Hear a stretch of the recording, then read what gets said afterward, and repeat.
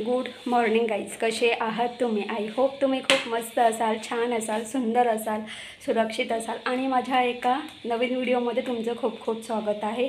तर आमच्या लोकांचा आत्ता जस्ट नाश्ता झालेला आहे आणि तुम्ही विचार करता सर अरे ज्ञानेश एवढा मोठा झाला कसा काय? तर तो इथे तुम्ही बघू शकता. तर ज्ञानेश टूलवरती उभा आहे. तर तेच तर आता मी आणि ज्ञानेश आम्ही दोघंही आता बाहेर चाललेलो आहोत. ओके. तर आई खडकपाड्याला येणार आहे, तर आम्ही दोघं आता खडकपाड्याला चाललेलो आहोत. आणि खडकपाड्याला सानवी हॉस्पिटल आहे. तुम्हाला माहिती असेल की सप्टेंबर महिन्यामध्ये आईच्या नाकाचं ऑपरेशन झालं होतं.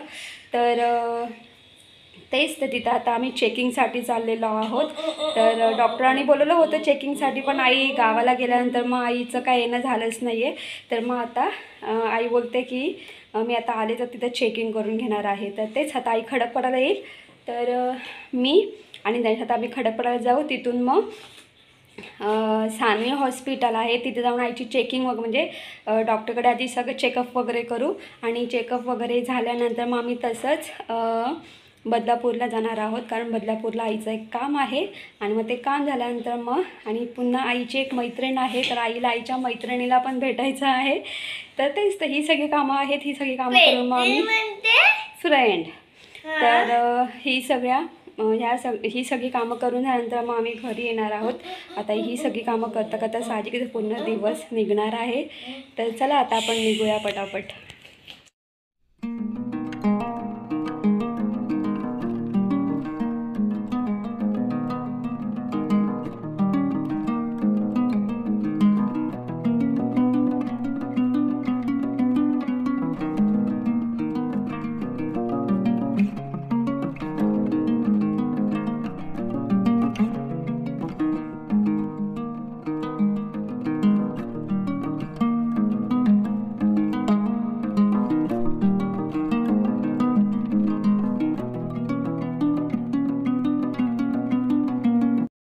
Good afternoon guys.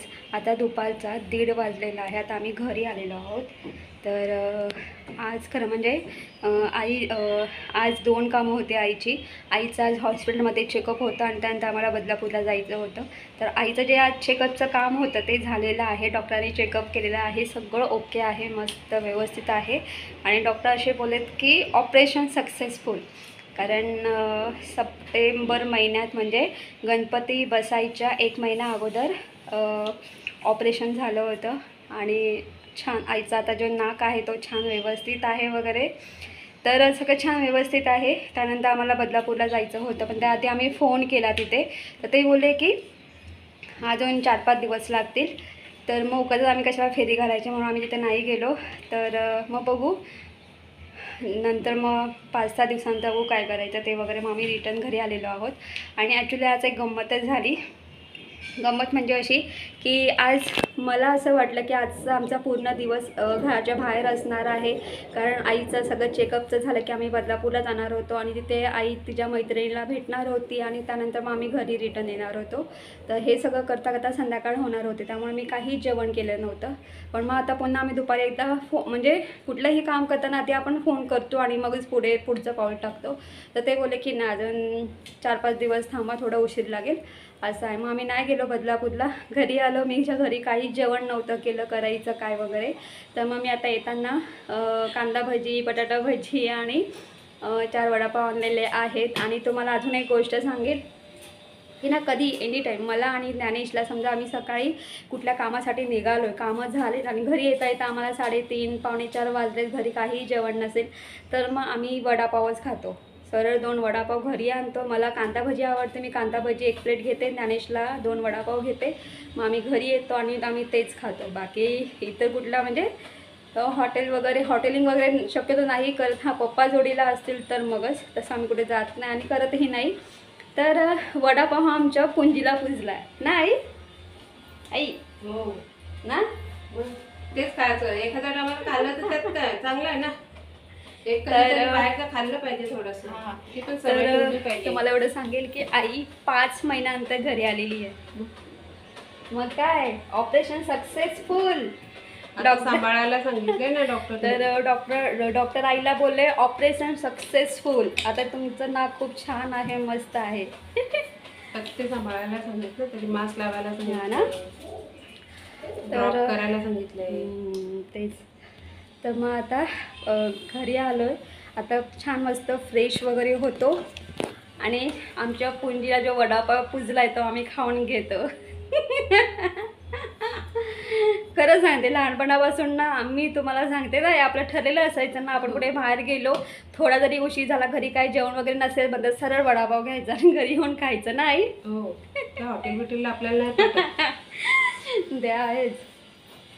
ही जी सवय आहे ना, ही सवय ना आम्हाला खाल्लेलं मन नाही, मोकळं ही आणि जी स्वच्छ सवय आहे ना, वाटते. ही जी सवय आहे ना वडापाव खायची, म्हणजे थोडाफार उशीर झाला, आता काहीच नाही करायचं काय, तर घरी येऊन एक तर पटकन वडापाव हे खिचडी भात करायचा. ही जी आहे ना, ही आईची पद्धत आहे. घरी येऊन पटकन वडापाव हे काय खिचडी भात करून खायचा. आणि पप्पांचं काय माहिती आहे का, काय नाही ना, चलो वडापाव घेऊन घरी, वडापाव जायचा घेऊन ना घरी खायचा. हे पप्पांचं, ह्या सवयी आम्हाला पण लागल्यात. आम्ही पण तेच करतो. जर जमलो तर घेतो वडापाव, नाही तर घरी जर आलं ना, काय नाही, सरळ खिचडी भात. तुला असं वाटतंय ना, मी सरळ खिचडी भात घालते. त्यासाठी मी ते सोयाबीनची वडी वगैरे आणून ठेवते, माहिती आहे. कबूतर कसं पाणी पितो बघ, तिकडे बघ. हे काय पाणी पितो, आता पाणी पितोय, छान लागते ना गाई. तर असं आहे आणि हे सगळ्यांचंच आहे. आणि खिचडी भात हा एकदम पटकन आणि झटपट असा होतो आणि खूप हेल्दी असतो, असं आहे. पण त्यातल्या त्यात समजा काही नसेल ऑप्शन तर मॅगी, आणि मॅगीही नसेल तर मग चला वडापाव घेऊन चला आणि खा, असं झालं.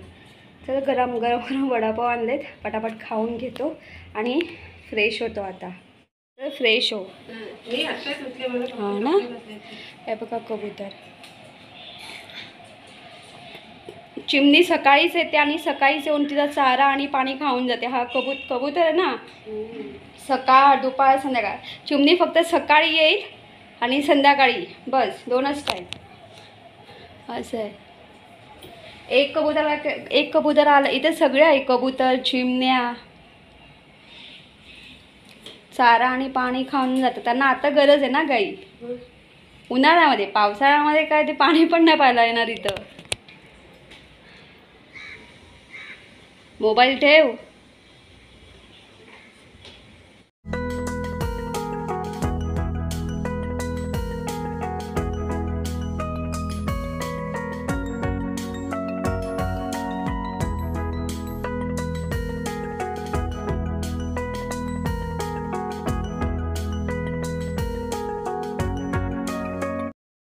Good evening guys. संध्याकाळची वेळ आहे, संध्याकाळचे 9 वाजलेले आहेत, रात्रीचे 9 वाजलेले आहेत.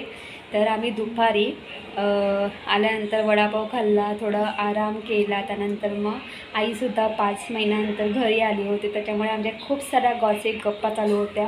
आणि तेच, आणि संध्याकाळी काय जेवण करायचं त्याचं मी प्रिपरेशन अजिबात केलेलं नव्हतं, किंवा काय करायचं याचा विचारही केला नव्हता. तर करायचं काय, तर मी आज उपमा करणार आहे. जसा रेस्टॉरंटमध्ये आपण जसं उपमा खातो किंवा हॉटेलमध्ये जसं आपण उपमा खातो, सेम तसा मी आज उपमा करणार आहे. आणि तसा उपमा मी आज आईला खायला घालणार आहे. बघू आईला उपमा आवडतो की नाही. तर चला फटाफट सुरुवात करूया उपमा करायला. तर बघा इथे आपण काय काय साहित्य घेतलेलं आहे. तर मी एक कांदा बारीक चिरून घेतलेला, एक टोमॅटो बारीक चिरून घेतलेला आहे. इथे आलं, लसूण, मिरची आणि कढीपत्त्याची पेस्ट तयार केलेली आहे. 1.5 वाटी रवा घेतलेला आहे. ही जी चण्याची डाळ आहे, तर मी 1 तासापूर्वी ही चण्याची डाळ पाण्यात भिजत टाकली होती, त्यातलं पाणी काढलेलं आहे. आणि ही चण्याची डाळ आपल्याला कोरडी करून घ्यायची आहे. त्यानंतर मी 1 वाटी फ्रोझन वटाणे घेतलेले आहेत. तर इथे आपल्याला काय करायचं आहे, फ्राय पॅन घ्यायचं आहे, त्याच्यामध्ये आपल्याला रवा ॲड करायचा आहे. आणि हा रवा छान मस्त अगदी 10 ते 15 मिनटं मंद गॅसवरती आपल्याला हा रवा भाजून घ्यायचा आहे. तर इथे मी रवा भाजून घेतलेला आहे. आणि अजून एक गोष्ट सांगेल, जर तुम्ही उपमा करत असाल तर उपमा करण्यासाठी जाड रव्याचा वापर करा, कारण जाड रवा असतो तो छान मस्त फुलतो. बारीक रव्याचा वापर करू नका, नाहीतर बारीक रवा वापर त्याचा खूप लगदा होतो. जर जाड रवा वापरला तर तो खूप छान मस्त असा मोकळा असा होतो. फ्राय पॅनमध्ये ऑइल ॲड करायचं आहे. ऑइल गरम करून घ्यायचं आहे. त्यामध्ये जिरं, राई ॲड करायचं आहे. त्यानंतर आपला कांदा ॲड करायचा आहे. त्याचबरोबर आपण जे आलं लसूणची पेस्ट ॲड केली होती ती ॲड करायची. छान मस्त फ्राय करून घ्यायचं आहे. त्यानंतर चण्याची डाळ आणि फ्रोझन वाटाणे ॲड करायचे आहेत आणि छान व्यवस्थित मिक्स करून घ्यायचं आहे. व्यवस्थित मिक्स करून झाल्यानंतर झाकण ठेवून अगदी 5 मिनटं वाफ द्यायची आहे. इथे एका साईडला मी गरम पाणी करायला ठेवलेलं आहे. तुम्हाला थोडा आवाज येत असेल, कारण आमच्या इथे बिल्डिंगच्या खाली ना नेहमी कांदे बटाट्यांसाठी असा हॉर्न वाजतो. कांदे बटाटे 100चे 5 किलो हा सगळा आवाज तुम्हाला ऐकायला येत असेल, कारण ते मोठा असा माईक घेऊन बोलतात, त्याच्यामुळे तो आवाज सगळीकडेच होतो. तर तुम्ही इथे बघू शकतात 5 मिनटं झालेले आहेत. मी झाकण काढून घेतलेलं आहे आणि त्याच्यामध्ये मी टोमॅटो ॲड केलेला आहे. टोमॅटो ॲड करून छान मस्त फ्राय केलेला आहे. त्यानंतर भाजलेला रवा आणि चवीपुरतं मीठ ॲड करायचं आहे. तर इथं मी अगदी अर्धा चमचा मीठ ॲड केलेला आहे. छान व्यवस्थित मिक्स करून घ्यायचं आहे. व्यवस्थित मिक्स करून झाल्यानंतर आपल्याला छान मस्त उकळता असा गरम पाणी या उपम्यामध्ये ॲड करायचं आहे. त्यानंतर छान व्यवस्थित मिक्स करून घ्यायचं आहे आणि रवा अगदी बुडेपर्यंत आपल्याला पाणी ॲड करायचं आहे आणि गरम म्हणजे उकळता असा पाणी या रव्यामध्ये ॲड करा. आता काय करायचं, व्यवस्थित ह्या पाण्यामध्ये हा रवा मिक्स करून झाकण ठेवायचं आहे आणि अगदी 3 ते 4 मिनटं फक्त आपल्याला मंद गॅसवरती वाफ द्यायची आहे. 3 ते 4 मिनटानंतर झाकण काढून घ्यायचं आहे. तर तुम्ही इथे बघू शकतात की फायनली आपल्या इथे रवा तयार झालेला आहे. आता छान व्यवस्थित मिक्स करून घ्यायचं आहे. गॅस बंद करायचा आहे आणि अगदी 5 मिनटं आपल्याला हा उपमा आपला थंड होऊन द्यायचा आहे आणि 5 मिनटानंतर तुम्ही हा जो उपमा आहे तुम्ही खाऊ शकतात. आता या उपम्याबरोबर खोबऱ्याची घट्ट अशी चटणी केली जाते. त्याचबरोबर आपली जी बारीक शेव असते तीसुद्धा वरतून सर्व केली जाते. तर रेस्टॉरंटमध्ये तुम्हाला अशा पद्धतीने हा उपमा खायला भेटतो. तर इथे मी एक वाटी घेतलेली आहे. वाटीमध्ये हा रवा छान मस्त असा सेट केलेला आहे. याच्यावरती आपला प्लेट म्हणजे उपडी घालायची आहे आणि ती प्लेट सरळ करायची आहे. तर तुम्ही इथे बघू शकता, इथे आपला उपमा छान मस्त असा तयार झालेला आहे आणि आता आम्ही सगळ्यांनी उपमा मस्त खाऊन घेतलेला आहे. आता आम्हाला सोडा प्यायचा आहे, पण नुसता प्लेन सोडा छान लागत नाही, म्हणून काय करायचं, तर बघा मी काय केलेलं आहे. इथे मी पिठी साखर घेतलेली आहे आणि इथे मी 2 लिंबू घेतलेले आहेत. आता हे जे 2 लिंबू आहेत तर ते मी छान मस्त असे एका लिंबूचे 2 भाग करून घेतलेले आहेत. तर इथे मी 3 ग्लास घेतलेले आहेत. त्या 3 ग्लासामध्ये आपल्याला पिठी साखर ॲड करायची आहे आणि वरतून आपल्याला लिंबू पिळायचा आहे आणि लिंबू आणि पिठी साखर छान व्यवस्थित मिक्स करून घ्यायचं आहे. आणि अजून एक गोष्ट सांगेल, जर तुम्हाला फ्रेश लेमन सोडा तयार करायचा असेल ना, तर काय करा, लिंबू आणि पिठी साखर आणि त्याचबरोबर आपले ते मिरं असतं ना, ब्लॅक पेपर, ते तुम्ही अगदी कुटून घ्यायचं आहे आणि अगदी हरड ते सुद्धा तुम्ही ॲड करा आणि जर तुमच्याकडे पुदिना असेल तो सुद्धा ॲड करा आणि छान मस्त ते लिंबूचा रस, पिठी साखर आणि ब्लॅक पेपर आणि आपलं पुदिना, हे सगळं तुम्ही अगदी 1 तास छान मस्त ते व्यवस्थित मिक्स करून ठेवा. 1 तासानंतर ते सगळं जे मिश्रण आहे ते ग्लासामध्ये ॲड करा आणि त्याच्यामध्ये तुम्ही सोडा ॲड करा. तो फ्रेश लेमन सोडा तयार होतो. आता इथे मी काळी मिरी आणि पुदिना नाही ॲड केलेला आहे. तर इथे मी अशा पद्धतीने छान मस्त हा लेमन सोडा तयार केलेला आहे. खूप छान मस्त लागतो आणि आम्ही तिघांनी पण या लेमन सोड्याचा आस्वाद घेतला. तुम्ही सुद्धा नक्की ट्राय करा. तर तुम्ही बघितलं असेल, मी झटपट अशा पद्धतीने आणि एकदम म्हणजे रेस्टॉरंट स्टाईल मी पूर्ण उपमा केला होता. आणि त्यानंतर मग माझ्याकडे सोड्याची बॉटल कधीपासून म्हणजे मी आणून ठेवली होती फ्रीजमध्ये. मला त्यापासून केक तयार करायचा होता. मी केकमध्ये आपला जो सोडा आहे त्या सोड्याचा वापर करणार आहे ती. पण बघू आता, मला करायचं आहे, पण जेव्हा मी करेल तेव्हा पुन्हा मी त्या सोड्याचा वापर करेल. तर म्हणून ठरवलं की चला. आणि कसं आहे ना, नुसता प्लेन सोडा प्यायचा खूप कंटाळा येतो. तर म्हणून ठरवलं की चला आपण असं काहीतरी वेगळं ट्राय करूया. आणि याच्यामध्ये ना थोडी मिरी पण कुटून टाकायची याच्यामध्ये, सोड्यामध्ये. खूप छान लागतं, छान मस्त असं हलका असा गोड आंबट आणि तिखट असा फ्लेवर लागतो. तर नुसता प्लेन सोडा प्यायचा खूप कंटाळा येतो, म्हणून विचार केला की चला लिंबू आणि पिठी साखर छान मस्त मिक्स करून त्याच्यामध्ये मी सोडा म्हणजे प्लेन सोडा ॲड केला होता. तर हे अशा पद्धतीने आम्ही छान मस्त उपमा आणि लेमन सोडा मस्त असा ट्राय केला. तर गाईज, तुम्हाला माझा व्हिडिओ कसा वाटला ते कमेंट्स करून सांगा. जर तुम्हाला माझा व्हिडिओ आवडला असेल तर माझ्या व्हिडिओ लाईक शेअर करा. माझ्या चॅनलवरती नवीन असाल तर माझं चॅनल सबस्क्राईब करायला अजिबात विसरू नका. तोपर्यंत बाय बाय, टेक केअर. तुम्ही तुमची काळजी घ्या. आणि आईला उपमासुद्धा खूप छान म्हणजे आवडला. आणि तिला छान मस्त लेमन सोडा पण तिला खूप आवडला. आणि आईचं काय म्हणणं माहिती आहे का, मी जेव्हा साडी घालते ना तेव्हा तू माझे व्हिडिओ काढ, पण जेव्हा मी गाऊनवरती असेल ना तर तू माझे व्हिडिओ क्लिप नको काढत जाऊ.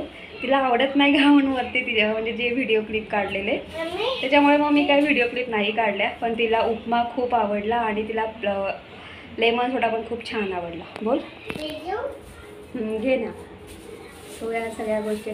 Bye bye Dnyanesh, bye bye Dnyanesh, bye. मग तू आता काय खातोय? श्रीखंड. तर आता आईने ज्ञानेशला येताना श्रीखंड आणलं होतं, तो श्रीखंड खातोय. ज्ञानेश दाखव ती डबी, श्रीखंडची डबी दाखव बाळा. हे बघा श्रीखंडची डबी, छोटी डबी आहे. आणि आईने 3 श्रीखंडच्या डब्या आणलेल्या आहेत. हे घे, मग आज खाणार श्रीखंड. मग एका मुलाची मजा आहे मग आज, हो ना?